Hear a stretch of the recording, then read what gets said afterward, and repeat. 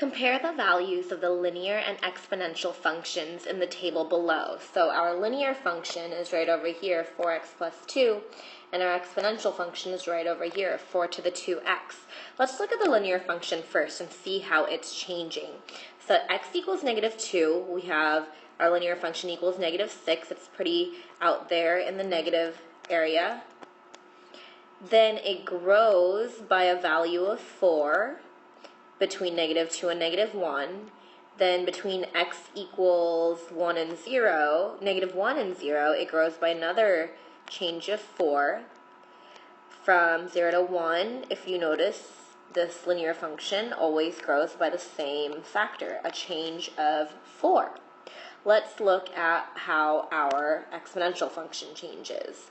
The exponential function grows by less than 1 between negative 2 and negative 1, so the linear function grows by a lot more at first, another less than 1 between negative 1 and 0. Then all of a sudden, between 0 and 1, the exponential function jumps and grows by a whole change of 15, which is much more than the linear function, which is still only growing by 4. Then it grows by over 200. The exponential function grows by over 200. So we can see that at the beginning, even though the linear function is growing by a lot more in the beginning, the exponential function ends up changing the fastest and growing the most. And even though for some values in between over here, the linear function is greater than the exponential function, ultimately the exponential function, because it's growing so much faster, is going to be the much larger function in the long run. Let's look at this graphically. Compare the values of the linear and exponential functions in the graph. Here we have our linear function, and here we have our exponential function. Again, you can see in the beginning, the exponential function is changing slowly, but all of a sudden right over here, where the two meet, the exponential function really takes off, but the linear function keeps growing at its same slower pace.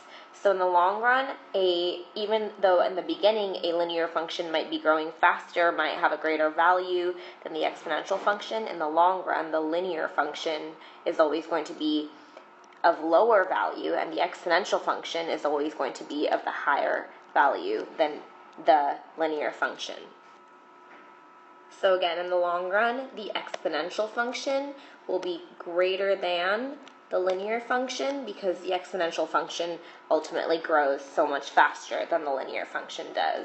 We can kind of see this if we compare the values of our linear and exponential functions in this table over here. The exponential function was 4 to the 2x, and the linear function was 4x plus 2. Now, once we start looking at really large values, this plus 2 is not going to mean anything, so let's just compare 4 to the 2x versus 4x.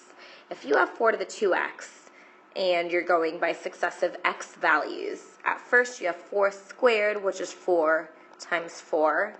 Your very next value is 4 to the 8th, which is equivalent to multiplying 16,384 times 4. So with an exponential function, you are multiplying much larger amounts over and over again, whereas with the linear function, when x equals 1, we multiply 4 times 1. When x equals 2, we multiply 4 times 2, then 4 times 3, then 4 times 4, so on and so forth. So you're multiplying much smaller values together in a linear function. That's why an exponential function will always grow much faster and ultimately be of greater value than a linear function.